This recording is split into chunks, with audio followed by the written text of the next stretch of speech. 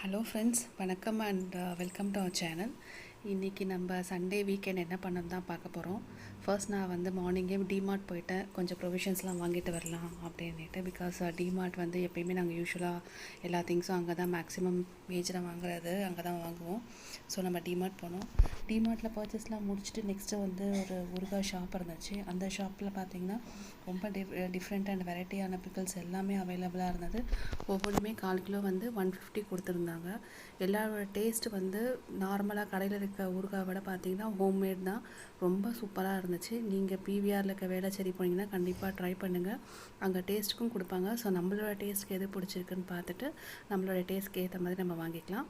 Along with that எங்கள் சைடில் பார்த்திங்கன்னா சின்ன வயசில் நம்ம பார்ப்போம் இல்லைங்களா, நெல்லிக்காய் வந்து தேர்னு ஊரில் வச்சுது, அப்புறம் குல்கந்து, அந்த மாதிரியான நாட்டு மருந்து ரிலேட்டடாக தான் வச்சுருந்தாங்க.